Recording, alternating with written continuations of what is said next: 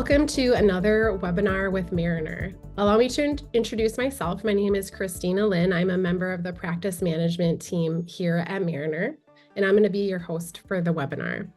We want to make sure that this session is engaging for you, and we'd like to hear from you. So if you have questions, please use the Q&A function at the bottom of the page. We do encourage you to ask questions during the webinar. If we don't get a chance to answer your questions, don't worry, somebody from Mariner will reach out to you and answer your question. So today's topic is on marriage and money. Dr. Megan McCoy is our guest speaker for today, and her presentation is titled Avoiding Stress and Conflict with Love and Money. Dr. McCoy is an assistant professor at Kansas State University's Department of Personal Financial Planning. She's a licensed marriage and family therapist, an accredited financial counselor, and the first certified financial therapist. She's published over 40 articles in top-tier journals. She's also been featured as a financial well-being expert on the Today Show, NPR, BBC, and many other media outlets. My favorite part of her bio that I'd like to share with you was that she was my favorite professor when I was a PhD student at K-State. So I'm so glad that she is here to share her expertise with us on avoiding stress and conflict when it comes to love and money. Thanks, Dr. McCoy, and take it away. Thank you so much. And I love the edit to the bio. That was very sweet. So thank you all for being here today. I'm so excited about this topic, even though stress and conflict isn't uplifting terms, and I promise to make this presentation engaging and hopefully help alleviate it at the end of it. So Christina already did a description of me. I just want to say that I am obsessed about the study of the intersection between love and money, relationships and money, and how psychology shapes our well-being when it comes to our relationship with money. I really do truly believe that money is not the end goal, but a vehicle to finding happiness if you have a good relationship with it. And I'm really here because money is often one of the primary source of stress and conflict. And according to APA, which is American Psychological Association, approximately 72% of Americans actually experience financial stress and anxiety. And this has been the #1 stressor reported by Americans every year, except for 1 year during COVID when health concerns trumped it and it became #2. But clearly this is a source of stress. We also know from the research that money fights are often a source of stress because they are qualitatively different than other kinds of conflict. They are a common argument starter, but also that conflict tends to last longer and goes unresolved, so people spend less time together, kind of preventing your ability to have good times to kind of weigh out those conflicts. Money fights are also tend to last longer and are more intense. I once heard that people use curse words more in a money fight than if they're fighting about who's taking out the trash. That somehow money taps into a deeper emotion or a deeper level of stress. And I want to take a second because we use stress and anxiety kind of interchangeably a lot, but there is a nuance different that I think is important. Financial stress is when you clearly don't have enough money. It's usually time bound. Like, let's say you just moved and the cost of the moving trucks and the boxes and getting artwork because all of a sudden your pictures don't fit on the same wall when you go to the new place. That can be a financial stressful experience. Other examples could be when you lose your job or you decide to go out in an entrepreneurial position and are shifting from that steady income. Those are stressful times that plans have to be made to resolve the stress. Anxiety is slightly different. It is this more persistent, excessive worry that doesn't go away, even in the absence of anything going on. It's so fascinating too, because remember when I cited that like 72% of Americans in general experience financial stress as the #1? Well, we interviewed financial planning clients and we found out that the numbers weren't much different. And those are individuals that tend to have a much higher net worth than the general public, the US. So it's not always related to how much money you have in your account. That anxiety can be more of a stress of a worry that something's gonna go wrong in the future, or a sense of being out of control in your financial behaviors. Either way, this financial stress or anxiety is completely related directly with your overall well-being. We know that financial stress can lead to mental health diagnoses like anxiety or depression. It can even make symptoms of OCD worse. We also know that financial stress can lead to physical health issues, that stress creates inflammation that has been linked to a host of physical problems.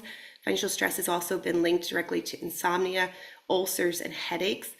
And I one time heard that prolonged extensive stress and anxiety is actually the worst carcinogen, that being stressed out about your finances over a long period of time is like smoking a pack of cigarettes a day, is something that needs to get resolved for your physical health and well-being in the future. And then also, like we talked about, financial stress can negatively impact your relationships. Not only does it cause money fights, but what we find in research is there's a trickle-down effect, where if you're fighting with your partner, your energy is tapped. The stress causes you to have less focus with your children, and parenting as well as relationship decreases, which can have negative long-term impact on children long-term. But it's not just a directional relationship where financial stress is impacting your mental health, physical health, and relational. It's bi-directional. Like if you are having mental health distress or anxiety or depression, what we see is a lot of times people use spending as a coping mechanism, or they're not attending to their financial situation as well as they should, because if you're experiencing stress and anxiety and worry at work, it's hard to go home and pay those bills or look at your accounts or make sure your retirement accounts are getting transferred correctly. We also know that physical health issues will cause financial stress. A lot of times when we think of the word bankruptcy, we mistakenly think of just entrepreneurs or just people trying to take advantage of the system. But the number one reason for bankruptcy in our country year after year is medical care. And so your physical health can cause financial stress in your life. And then relational issues. I don't know if I'm unique in this way, but I know that there has been times in my life where my partner would make me mad and I felt myself using retail therapy to make myself feel better, or even calling DoorDash because I was so upset. And so as your relationship degrades, there can be using finances in a negative way as coping, but also it decreases your chance to make shared goals and really work on those financial goals as a team. And so I hope that this bi-directional relationship makes you see that reducing financial stress and reducing financial conflict is essential for your overall well-being. But I want to shift now and kind of talk about ways you can actually do that so you can walk away with some tangible skills to reducing financial stress and anxiety. So we'll start with anxiety and move into conflict. And one of my favorite sayings to kind of help myself differentiate my stress and anxiety and how to resolve it is this running prayer that talks about accepting the things I cannot change, accepting the things I can change, the courage to change. Sorry, let me move my camera so I can do it right. Accepting the things I cannot change, the courage to change the things I can, and the wisdom to know the difference. With financial stress and anxiety, separating those stressor events and creating a plan to get over this time-bound situational thing to reduce the financial stress, accepting those things I can change. Whereas financial anxiety is differentiating what is out of your control, what is something that does not need to be a focus on today, or something that you have to let the cards play out before you can address. Those two things, understanding that, can help you create a plan and let go of the stress and anxiety. And I think it's important to recognize that. Another way to kind of cope with those things we cannot change is an exercise we can borrow from psychology called the worry time. This is a prescription to set aside about 20 to 30 minutes of your day to let out all your stress and anxiety. You can write it, you can say it out loud and record yourself, but you need to list out all the things you're worried about, whether they're realistic or unrealistic. So you first want to get in a comfortable spot, schedule a time that isn't going to make your day terrible. You don't want to start with the worry time and then live in that day and try to be in a good mood. And you don't want to start too early and maybe not come up with enough stressors or worries. So you want to kind of create this in-between time, like maybe before you work out in the evening or have dinner, where you have time to decompress after it. And then while you're creating this long list of worries, you can start shoving them into the categories. What can I change? What do I need to make a plan for? What can I have an impact on short term? And what are the things I cannot change? And then knowing that you have this worry time, you can stop yourself from ruminating throughout the day. When you notice those worries coming up, you push them aside and say, I'm going to save that for my worry time. And what's beautiful about this exercise is that counterintuitively, it is hard to come up with 30 minutes of list. It is hard to talk into your phone, recording yourself for 30 minutes stressing. And so you'll find the more you do worry time, the shorter and the shorter worry time becomes. And the more you have action plans that it makes you feel in control of your finances and your future. And so making sure that you're able to transition from that time of worry into something you enjoy to truly decompress afterwards and know that you have 24 hours before you have to think of them again. And through that worry time, you will come up with this list of things that potentially you can change. And there's so many ways that we can make small baby steps that will have a large ripple effect in our financial well-being. I don't know if everybody agrees with me, but I first believe in starting with goals in mind. I think savings for saving's sake does not feel good. I think it leads to a cycle of almost binging and purging and saving and then spending. And so if you don't have something you're working for, you're restricting yourself. There's an interesting brain science study which shows that when we think about ourselves, these things called mirror neurons light up when we think about ourselves. There's something unique about our self-reflection of who we are versus others in the world. What's fascinating is when we ask people about their future self, many people's mirror neurons do not light up. And so you saying, I'm going to save for the future, it's almost like saving for a stranger. It's like saying, I don't deserve the coffee today, and instead going to Starbucks and giving the barista $5. Like, it does not make sense. But if you're saying, I'm going to save for myself to go on that trip, I'm going to save for myself for that retirement, I'm going to save for my kids to go to college, where you have something tangible, where you're not giving up the coffee for a stranger, but someone tangible that can light up your mirror neurons, you'll be more likely to make those smaller sacrifices today for who you want to be. Next is tracking spending. There's so many times in my life when I've stopped tracking spending, saying, oh, I've gotten better about not splurging, and then started tracking again and realizing I had let a leak spring. Sometimes it was buying sodas at a vending machine that was like adding up over time. Sometimes it was getting too many audiobooks and not realizing over time how much I was spending. And so simply by tracking your spending, you'll see a big shift where you can say, you know what? That coffee does bring me joy, but I really could have borrowed one of those audiobooks from the library. And so it's not about cutting things out completely, but thinking about, am I overspending in categories that don't actually bring me joy? And then creating a realistic budget together. And realistic, this is important to say because you don't want to, again, go through so much sacrifice that you end up giving up on a plan or end up splurging on things that don't bring you joy. You want something that's slow and steady over time. Talking to a financial advisor can be a wonderful way to really make sure your budget and your spending and your goals are aligned. And another trick I really use is automating everything. Most of my bills will give me discounts for automating their payment. It also helps me that I automate my check to be separated into certain accounts.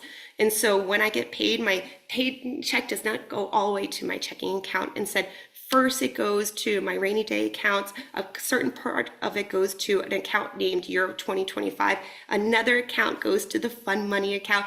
Another account will go to other savings goal. And so breaking up my paycheck lets me open up my fund money account and see exactly how much I have rather than seeing this big number that's harder to manage. And then also thinking about how your financial health isn't a one-time cure-all, that it's important to revisit these goals, these expenses you're tracking on a regular basis. We'll talk about it later, but I love the idea of like a monthly CFO call between partners where you can really engage with each other, like how are we doing? A time to say we are kicking butt and celebrate together, or a time to say, we splurged a little too much this month, but it was fun. So let's make a plan for next month. And so really creating this shared regular revisiting is really important. So as we continue talking about reducing financial stress, another thing is really trusting yourself. And if you feel like you don't have the skills, not giving up. I spent most of my 20s being very scared of money and feeling like I was missing some magical ingredient to be financially smart.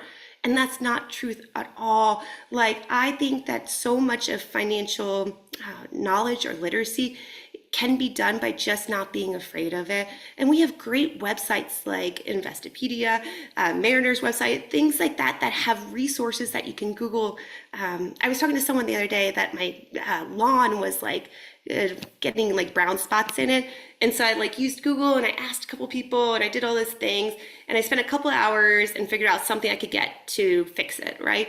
And I was like, how many people don't think of finances that way, that they think they have to become a full expert for weeks on the lawn before they can ask a friend, how do I do this, right? Like, I believe so much in trusting yourself and knowing you don't need to know everything, that there's resources out there for you. And just again, as you're creating those goals and plans on how to reach the goals, it is part of the journey to break them down and celebrate that as you're reaching the goals, those in itself are success, not just the end goal. For instance, I was in 6 figures in student loans, right? And I spent, 15 years just wishing that I was done with the student loans and how my life would change. And when I paid them off last year, like, I really did experience some joy from it. But the next day, I thought of it a little less. The week after, I thought of it a little bit less. Now, I only think about it when I'm doing a presentation like this and talking about it, right? Like, the joy has not been sustained. But if I had broken that down and say, I just want to be 5,000 less this year, I want to be 10,000 less in 5 years. If I had broken that down, I would have gotten the joy of reaching that goal so many more times than I did just once. And again, remembering that it's not about amassing wealth. Having money will not bring joy at all. It is about making sure your purchases align with your values and that you are using your money intentionally to be the person you want to be. I'll also share in a little bit some other tricks to making the money work for you. But I have one caveat, and it's kind of a long story, and I'm going to take lots of liberties, so don't fact check me. Or if you want to fact check me, know the story, the underlying meaning is more important than facts. So let me tell you the story about Diderot and about how amassing wealth isn't the end goal. So Diderot was the founder of the first encyclopedia. He was a scholar and a genius, but he didn't make any money off of this encyclopedia, even though what an amazing gift to society. And so when his oldest daughter was going to get married, he realized he didn't have enough for a dowry. And in fact, the Queen of France realized that he didn't have enough money for a dowry. And she said, you have given us the greatest gift in this encyclopedia. We want to gift you not only the dowry, but an excess amount of money to celebrate so that you can enjoy yourself. And this beautiful red velvet robe that scholars used to wear at the time. And Diderot was so happy with this windfall. He came home with this beautiful red robe and he sat down on his couch and he was like, oh gosh, my shoes look awful with this red robe. I gotta get new shoes. So he gets new shoes, right? And he comes back, sits on the couch. He's like, oh my gosh, my couch is so old and ugly under my robe, and goes and buys another couch. Then does it with the rug, and then the rug makes the wall looks bad. And as it goes on and on, he finds himself needing to buy more and more to create the match to the velvet robe. And he ends up spending all the money the queen gifted, included the dowry, and ends up not like living in abject poverty for the rest of his life. And so this idea of chasing things or items or getting money to buy something never really works out. And instead, there are other ways or principles of how to use money that actually does bring us joy. There is amazing work by an author named Elizabeth Dunn, and this is heavily borrowed by her. So if you're looking for a fun summer reading, her books, Elizabeth Dunn, are amazing. But she says there's 5 principles for using money in a way that actually does bring happiness. The first principle is buying experiences instead of things, because experiences give a novelty that allows us to recall them over and over again that can bring joy. Like when I got my first big girl job after college and everything, the first purchase I ever made was a matching bedroom set, because I had never had pillows that match. I always had like one He-Man pillow and one little pony pillow and just whatever was lying around my house. And so the idea of having matching comforter to pillows was very exciting to me. And I remember coming home and being so excited to put in my bed. but very, very quickly they faded into the background, right? They didn't change. They looked the same every day and quickly became just part of the background, I guess is the best way of saying it. When you buy experiences like a cooking class or go to see a play or go on a vacation with a loved one, those have novelty every day. They may change per hour what you're used to, and they allow you to reflect on those times and the moments you had with others. And so it's interesting, experiential purchases don't look the same for everyone. Like, I am a terrible driver. My kids leave like crumbs of food in the back seat at all times, right? And so if I bought a car, a fancy car, it would be a materialistic item. But if you love the process of driving, if you buy a car that lets you Sunday drive around town and feel the wind in your hair and you find so much joy, what was materialistic to me becomes experiential to you. And to understand which of your purchases are materialistic and which are experiential, think about that idea of, can I share this with others? It looks like maybe Dr. McCoy froze. Oh, there we go. Oh, I'm so sorry. How long was I cut out for? That's okay. We're back. We're back. Okay. Go ahead and I was share. rambling so fast. How much did you guys miss? And I'll go backwards. So you were sharing about the Dunn's happiness and Oh, about the car. Okay. great. Yeah, the idea that principles, that experiential, for me, buying a car is materialistic, but for others, it could be experiential. And so really thinking about, is your purchases, are they going to be allow you to have novelty, reminiscing, and share with others is really essential. Second principle is about helping others instead of ourselves. There's so many fun stories I would love to share with you. I'll try to keep it short since I probably lost a few seconds. But the first is that they went to college campuses and they gave half the college kids $20 to spend on themselves, half $20 to spend on others. And the students who spent on others were way happier than the students who spent on themselves. Then they went and did it again and told the students, hey, I'm telling you, you are going to be happier if you spend on others. And they're like, haha, that might be true for that other college, but it's not true for me. And yet again, even knowing what the results were going to indicate, they still were happier to spend on others. Similarly, they took people into fMRI machines and had them think about donating to their favorite charities, and the pleasure part of their brain lit up. So then they replicated it and they said, hey, we're going to give you money to give to a charity. And even when it wasn't their own sacrifice, those people's pleasure part still lit up. And then in the next follow-up study, they actually said, hey, what we're going to do is force you against your will to give a charity donation. And the pleasure part still lit up. And so spending on others really does bring us joy. The next is how small pleasures actually bring more enjoyment than bigger purchases. So there was a popular time where all the media was talking about how if we cut out frappes and avocado toasts, we would all be buying our mansions. But I'm here to tell you the opposite might be true. Like, the first bite of a cookie is like the best bite. And so by actually splurging on little tiny things that you know that you're going to be happy about, it'll actually bring you more joy. It can't be every day because we need to not get used to it. We need to forestall that adaptation we do when we get into habits. But by randomly surprising yourself with little treats, whether it's coffee or a meal out or some other small little pleasure that brings you joy, you'll find more than buying big, expensive single-time items. Next is the idea of delaying gratification or delaying consumption, that if there are things you want to purchase, you will actually find joy by saving up for the purchase, even if you have enough money in the bank, then buying it right away. The best study for all the parents out there is this Kids R Us study, where they took kids to Kids R Us and they told half the group, hey moms, buy them 2 toys right now, anything they want. And then they took another group and they say, moms, ask them what their 2 favorite toys are in this entire store. And then tomorrow you're going to say, I'm going to come back and surprise you with one of them. And then they tested the kids' happiness. And what was so cool is that they tested the kids' happiness periodically from when that one group got 2 presents immediately, right? And this other kid hasn't gotten anything yet. And that kid who hadn't gotten anything yet was happier at every single check-in until they got 1 present instead of the kid who got 2 presents right away.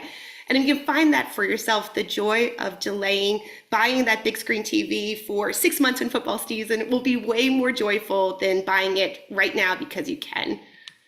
And then the final principle is really truly thinking about what you're not thinking about in purchases. When we think about future, it tends to be less detailed. Like if I said, imagine you're going to Italy in 3 years, your mind probably shifts to images of gelato or pizza or the Leaning Tower of Pisa, but it's not very specific, right? But as you get closer and closer to your trip, you're going to start thinking about the logistics, the train tickets, the time, where you're going to stay, and all those nitty gritty details. And what we find is, especially with big purchases, while you're taking that time to save up for it, you may realize that there are parts of the purchase that won't bring you joy, right? For instance, let's go back and say I did decide to splurge on this super duper fancy car, and then I got it and I realized, oh man, the insurance is higher. I'm vacuuming it out all the time. I'm worried about people dinging it. This was not a good purchase. I don't get joy from it, right? And so if you're able to try to imagine what would my day-to-day life be like with this, if I want to buy a lake house, what would it be like, making sure I keep it up when I'm out of town, or trying to find people to rent it out if I need to supplement, or if a pipe breaks in the middle of winter, having to drive up there in the middle of the night. Like, getting to those nitty gritty details will help you decide, is this purchase going to give me long-term joy, or is it going to give me more of a headache than it's worth? So let's bring this down to like an example they can use right now. And imagine that you are on social media and see something that you may want on Amazon, or you're just in a bad mood and you really want to buy things on Amazon to make yourself feel better. Well, I'm telling you, you can, but just don't check out. Just go ahead, and when you have that urge to shop, go ahead and put those in the shopping cart, but don't check out. And just wait for 24 hours and then savor the anticipation you will have for buying those items. Like, there's been studies that show that we're actually happier the week before vacation than while we're actually on vacation, because the excitement leading up to it is so much joy. The same thing, if there's all these things you need to get out of your system and buy, enjoy that anticipation leading up to it. Then consider which of those items in the shopping cart are experiences. Like, if you're dreaming of, like, I don't know, a really expensive candle, but that candle will be centerpiece to your next party where you're gonna have friends over and it'll help people remember their grandma's apple pie or something like that, and it becomes an experiential purchase, that is great. That's gonna bring you joy. But if it's just a candle to put on your shelf next to the other candles, it might not bring you so much joy. So maybe you could substitute for something else or leave it in the cart. Imagine the nitty gritty details of the item. Like, if you're going to buy a cashmere sweater, what it'll be like taking care of it, making sure it doesn't get stretched out, making sure it doesn't get pulls, things like that, and decide if you'll still have joy from it. Write down your financial goals, or just think about them and see if any of those goals make you more happy than any of the items you're thinking about buying. Grab a spending plan to make sure you have room for it. Consider taking out some of the cart and using it for charitable donations, or buying a friend lunch because you'll get more joy out of it.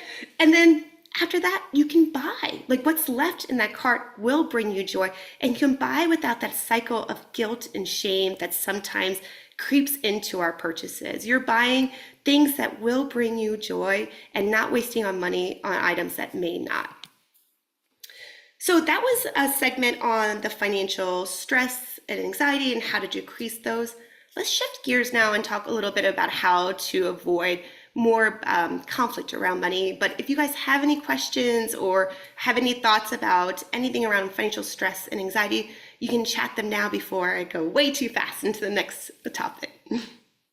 I thought I would just chime in with an example that I've recently had about your principle for, which was about the pay now, consume later. Can I share?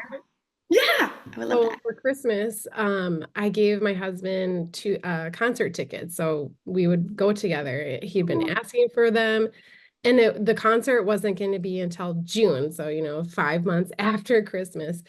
We got so much like gas out of that Christmas present, because every time we're in the car during dinner at night, we're listening to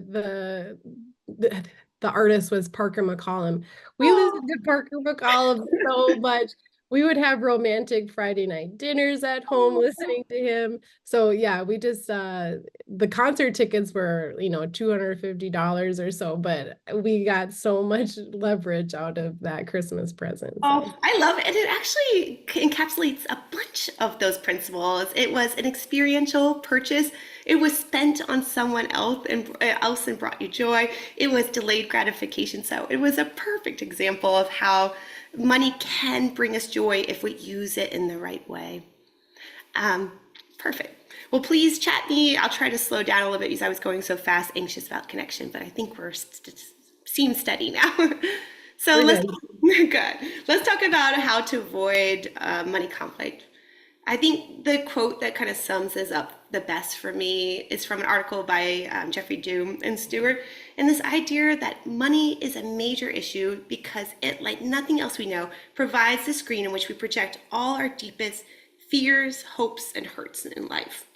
And so when we have conflict around money, it's easy to shake it off as somebody being selfish or someone being greedy, but it's not. It's an issue of someone feeling afraid or powerless or needing more control in their lives. And that respect to money conflict is often undermined by how we see money, and realizing that can often help people talk about it in a more empathetic and supportive tone to one another. I also think the reason why money conflict is so tense is that money is almost the canary in the coal mine, that it could be reflecting hidden relationship issues such as power, commitment, respect, and fairness. Lots of times it's not money, but conflict resolution or communication skills that are causing these money fights between people. It is talking about money differently and talking about in the same way through the same language, because all of us were raised around money values, whether it was said overtly or not, and not many of us align perfectly with it. So I might have been raised seeing money as a source of power and control. And so when there's tension around money, I feel like I'm out of control, where someone else might have seen money as an object for fun and enjoyment. So when they're talking about money, they're talking about their freedom to have joy in their life. Those are two different conversations that maybe have. And there's such a taboo about talking about money. We often don't realize how different we actually are. A study I did years ago, so hopefully is changing after COVID, because I've seen some anecdotal research that has shown that people are starting to talk about money more. But in the study I did, 90% of the people had not talked to anyone about money in an entire year. It's a missed opportunity to share daydreams about money or techniques or tools or ways of using money that could be more advantageous. It is a wasted opportunity to not talk about money in a healthy and open way. But it's so hard to talk about money because when talking about money, there's a vulnerability in realizing that when we recognize we may have more than others, there is a guilt that kind of can creep in. And if we recognize we have less than others, that jealousy or envy could creep in. And so very rarely do we feel safe to have open and honest conversations about money. But when we do, there's opportunities for growth. In relationships, there are some beautiful conversation starters that can really help you guys align more in your values under money and the meaning that money has for you, so you can speak the same language if conflict arises or disagreements arise around money. Some of the questions I love are: how did your parents handle money in the relationship? Was there openness? Was there power and control issues? Who managed it? Who took care of the bills? Who earned it? And so on. Was your family allowed to talk about money? Are there certain financial problems that occurred more frequently in your family than others? What fears do you have about money today? And are they closely aligned or way different than you think the fears your parents might have had? Do the fears come from actual experiences around money? For instance, my husband's family is amazing, but they went through a bankruptcy when they were young because of entrepreneurial work. And it really left an imprint on my husband to cause him to do things that I saw as inappropriate as an adult, like hoarding too much money at the house or not investing as much because he was scared, and I didn't know, he was scared about a potential, oops, I just lost my screen, potential conflict and then bankruptcy in the future. And so once I realized that his fears and his behaviors were linked to this earlier bankruptcy, that I could really help talk about it differently and find compromises that didn't feel bad to either of us. And then my favorite question for anybody is, as a child, did you think you were rich, poor, or middle class? And as you reflect back, is it the same? Because I think So often as children, our scope of what we see in the world is so narrow that often we see ourselves as richer or poorer than we actually are, and that may shape the narratives we talk about money. Another thing that I think can really help couples align their finances is that instead of starting with the budget in mind, and instead of starting with the numbers or the categories that we disagree with, it is actually starting with daydreaming. So my husband and I, about once every month or 2 months, go on a lottery date where we just buy a single Powerball with all our kids' birthdays on it and all our favorite numbers.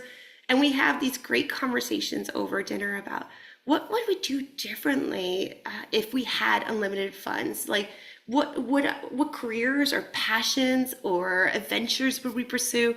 What would we spend more time doing by getting rid of other things? Like, would we be paying for more childcare, or maybe paying for more lawn care so we could be with the kids? So these conversations about what we want out of life come out of a conversation that's seemingly about money. And then as you have these beautiful goal-driven conversations around money, there's more, I don't know, social capital or like some more goodwill built up within you to be able to navigate some of the more difficult conversations about where we may need to cut or where we may need to think about things differently. Another thing to think about, I kind of hinted at already, is how to decrease the conflict that may arise from different spending personalities. There is a great writer named Scott Rick. He just has a new book come out about spenders and savers, but he found this natural tendency for some people to potentially save too much and some people to spend a little bit too much. But what was fascinating about his research is that he found that it wasn't about materialism, but the pain of paying for things. So let me be more specific. What he did was the same kind of similar fMRI studies. He looked and he found that people who tended to be a bigger saver actually had the pain part of their brain light up, like someone slammed their thumb with a hammer. That part of their brain lit up, right? But the ones who were more of spenders did not have that pain reaction. But he gave both groups materialism scales, and there was no differences in the savers and spenders in terms of materialism. It was again about this pain of paying, that the physical loss felt more visceral to the savers. And what's interesting is that even though we often say opposites attract, that's not really true. Most of us marry someone very similar to us in the big stuff, in the political and the religious and the family values, those big items. We usually do find someone very similar to us, right? But when it comes to money, we do like to marry our opposite, because the saver looks at the spender and says, oh my gosh, they embrace life. They make life so fun. They are so heat of the moment and spontaneous. And the spender looks at the saver and goes, look at that responsibility. Look at his or their maturity and how they think about the future and will be able to protect me. And so even though savers and spenders will come into my therapy session sometimes and say, if he just wasn't such a spender, we'd be happier. I have to remind them that so much of it came from the attraction that sought that person out in the first place, that you sought them out accidentally for this. And so the goal is not to make the spender a saver or the saver the spender, but to find this balance between them that is more moderate in their approach, because again, saving for saving's sake is not going to bring us joy, right? So we can decrease and increase the pain we feel when we spend money. So for instance, there's a psychological trick that we don't like letting go of things. So when we use our credit cards, it is less painful than using cash, because cash you actually lose, like it goes into a drawer, gone for you forever, but your credit card comes right into your pocket again. And so if you find that it's hard for you to spend money, you might want to use a credit card. If it's easy for you to spend money, you might want to use the cash to have that physical pain more balanced. And then other tricks for finding that pain is translating what you're buying into hours. Like, oh, I would have to, I don't know, work 4 hours to pay for this purse. Is that worth 4 hours of my time? Or another trick is you imagine a stranger standing in front of you with cash in one hand and the item you want to buy in the other. And you think, if someone right now came up to me and said, would you rather have $100 or this dress? Which one would you grab first? And that'll kind of let you know if you should be spending or saving it. So money fights really do happen for a host of other reasons. Some of us have cultural differences in giving to our family, giving to churches, or giving to other charities that can cause conflict. Some of us like to be more detail oriented and know the numbers better, which can cause frustration and conflict between people. Some of us have anxiety talking about money, and so it's not actually what we're talking about regarding the money specifically, but just the concept of money heightens our emotions and dysregulates us, so we're not able to talk as clearly and calmly to one another. There's so many different reasons that may be going on in the household, that there are some tools that can just be useful to make sure, whatever the reason may be happening in your household, that you approach it in a different way. So the first trick I have when it comes to conflict resolution is really embodying the ideas underlying humanistic psychology. This is just a theory in how to approach people. And they believe that everyone is actually doing the very best they can, that nobody intentionally is being evil, and bad behaviors, quote unquote, whatever that may mean, are not actually them being evil, but them portraying their underlying fears or suffering is causing them to be inappropriate. So the person who is mean may be the person who is scared that you're going to reject them. And so recognizing that when my partner especially, but with anybody, acts inappropriate, my first step is not to cause retribution, but rather be curious about why, what's going on for you that is making you lash out or making you shut down. That recognizing that something else goes on behind those behaviors, especially in a loved one, is a key first step. The second is another cognitive bias. It's called actor-observer bias. This is the idea that when we are talking about our behaviors, we tend to use context to explain what's going on, right? So if I'm driving because I'm late for picking up my kids and I start tailgating because I'm worried that they're going to think that I'm not going to be on time and that they're going to be left there, I understand that context to my behaviors. But if I see someone else, I apply it straight to their personality, that they're a jerk or they're a bad person, right?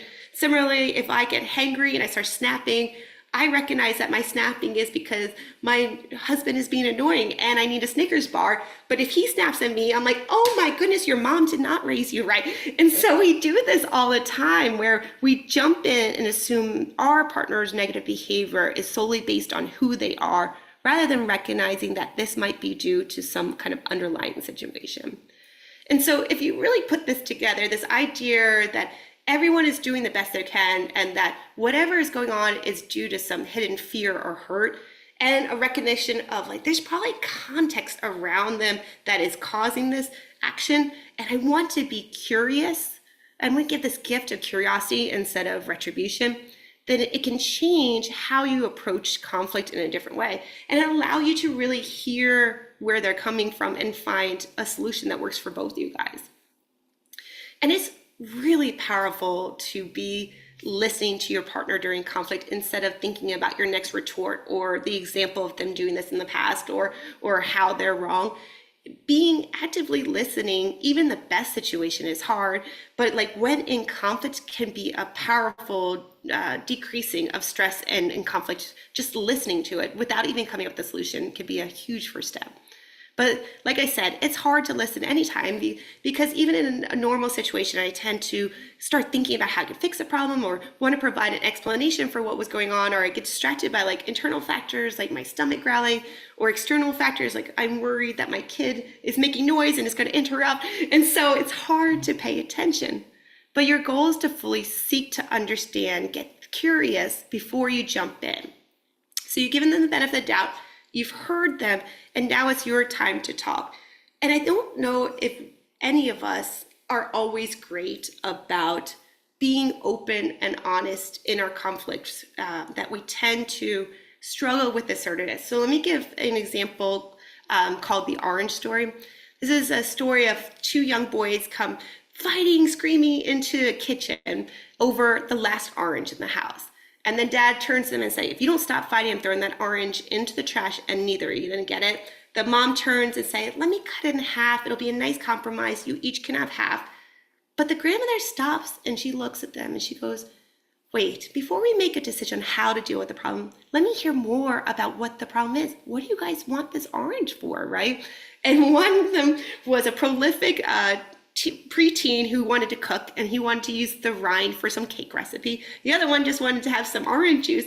And so the grandmother was able to meet both needs fully by spending more time understanding the problem rather than coming into a situation blind. And she also helped the boys be able to be assertive and say exactly what they need so that she could meet their needs. And this is really key. I am the queen of conflict resolution. I hate it to my core. And I need to remember constantly that me being assertive is a gift to someone in my life, because if I am assertive enough to tell them what I need, that's the only way they can meet that need and foster true intimacy. So conflict is actually a good thing for a relationship when done in a compassionate, empathetic way. And to do that, you really have to watch your emotions and body language and really find ways to self-soothe and ground. It needs to be focused on, you know that you are a good person, you know your partner's a good person, so you deserve to say your needs and wants clearly to the other person. And that will allow for that win-win that the grandmother provided. If assertiveness is difficult for you, whether you're conflict avoidant like me, or maybe overly combative, sometimes both of those people, whether you're conflict avoidant or maybe quick to anger, actually have both the same issue of being able to say what they need, because they're both reacting in fear and scaredness instead of being able to say it clearly and with that emotion that may shade how they're able to express themselves. And so being able to practice with someone you trust on being assertive is really key, because again, like I said, this is a gift to your relationship to be able to say clearly and openly and honestly what you need in a relationship. Another trick, if this is really difficult for you, is actually grabbing a piece of paper, and you start with defining the problem together using nonviolent communication. Nonviolent communication, long story short, is the idea that to really clearly talk to someone, you should be able to start with what you observed, because we know some conflict was not out of intent, but how it was perceived. So you start with what you heard, you express what emotion is tied to it, and you ask for something clearly. So for instance, let's say I came home from a really long day at work, and I go to my partner, my husband, and say, like, I'm so upset about what's happening. Meanwhile, he's on his phone and continues to type. I have two choices there. I could blow up at him and say, get off your phone, I'm trying to talk to you.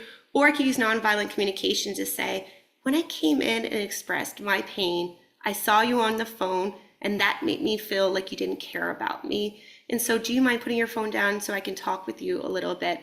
That comes off a lot better than you're such a jerk, right? And so what's cool about defining the problem together is that it makes it that something that both of you guys are working on, right? Like if you define the problem in your finances as your partner, you spend too much, there's nothing accountable for you to change. They're just going to feel like you're just trying to change them.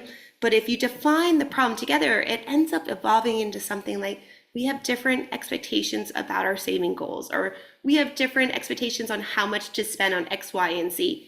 That is something that you guys can work together on instead of against each other on. And so while you're having this paper, you actually write down what that shared defined problem is. And you also want to make sure it is a complaint, not a criticism. This is language from John Gottman. He talks about how complaints are something that you're unhappy with that can be fixed, while criticism is something bad about your partner that can't be fixed. So if you say, why are you such a slob? That is a criticism about who they are as a person. And if you say, I wish you had done the dishwasher because the dishes are piling up, that is complaint. And so as you define that problem outside of your partner, in between you guys can then write down ways you contribute to the problem. Like maybe I'm very stressed about our financial goals, and so I'm heightened by the spending in this area. And then the partners would say, I really find joy in this area, and maybe I'm not spending enough time looking for deals or finding discounts or spreading out the purchases or things like that. And then you can talk about past ways you have attempted to resolve the problem, because a lot of us think we're trying new solutions, but we're just doing more of the same. For example, when my oldest started kindergarten, she really had a hard time getting to school in the morning, and most mornings ended up with us crying tears of frustration, being late, and it's just so stressful. So I thought I tried a bunch of solutions because I took her iPad away, I bribed her with candy, I don't know, grounded her. I did all these punishments and rewards and all these different things, and none of it was working, but they were all actually the same solution in disguise because they were all predicated on her not controlling her ability to get dressed, right? And so it looked like a whole bunch of different solutions, but all of them were just more of like, you fix this child, right? And I finally sat back one day after like the 20th thing I thought I tried differently and realized, you know what, this is not in our control. Like, we are exhausted. I'm not giving her enough time to get ready.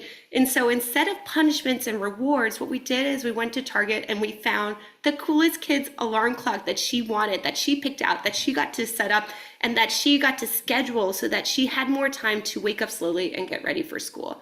And so on that piece of paper, by writing down that shared goal, by writing down how we both contribute to the problem, and then by really coming up with all these different ways we have tried to resolve the problem in the past and seeing if we have really done differently or we have just been using the same tool over and over again, you're able to create more solutions that'll work. And so that paper can really decrease the heightened emotions and keep you calm to be able to get through this.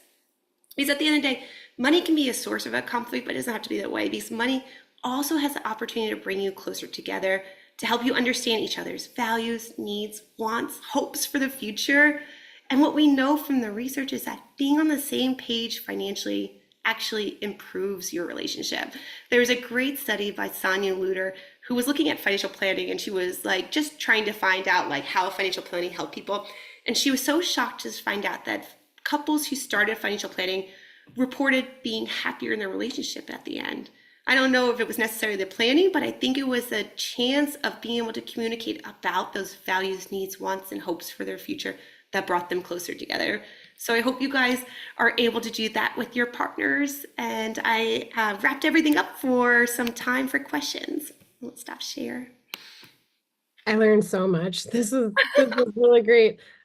So what I'm going to work on is my curiosity, employing that, and when conflict comes up. And also, I really liked, just for me personally, everything was very good, but being assertive is like the first step to avoiding conflict and identifying what do I need and Yes. that was really good. Oh, Um, so fun. so, Dr. McCoy, I thought I'd ask, a lot of our listeners have adult children or siblings or friends that are maybe experiencing marital conflict that they, want to lend a helping hand or give an idea. Do you have any like gentle, like ways to reach out as to present some of these solutions that you talked about? Yeah, I think a great resource might be John Gottman's Love Lab. He has all these great videos. And so I think normalizing for couples that conflict is a natural part of life. And here are some great videos that have helped me through it. I think that can be really helpful. I think some of the research showing that conflict is so normal around money, I think sharing that can be helpful. I also think that there are times in relationships that were tested, like when we move, when we change jobs, when we have our children, when our children leave for college, those times when there are larger situational things that are creating more pressure on us are a great time to say, hey, you guys are under a lot of stress because of X, Y, and Z. I know that this has been really helpful for couples in the future. Perfect. Excellent. Yeah, that's great. Thank you. So I wanted to quickly answer John's question about the recording. Yes, absolutely. You will receive a link to this recording because you registered for the webinar. It will also be on Mariner's YouTube channel and website. Want to quickly share a quote someone shared. My riches consist not in the extent of my possession, but in the fewness of my wants. Mm, that is, Um, I also wanted to mention, so you alluded to John Gottman. Have you read his book, Eight Dates? Do you have an opinion on that? Okay. I love it. I like Okay. all. Yeah. Okay, good. That's my husband and I are going through that now, and it just provides some structure, like, something that he can read and I can read together. And it does kind of go through a couple of the things that you talked about. So that's Oh, another tool. So Janet asked, do you have any ways to remind yourself or to cue yourself to use some of these tools to be more constructive?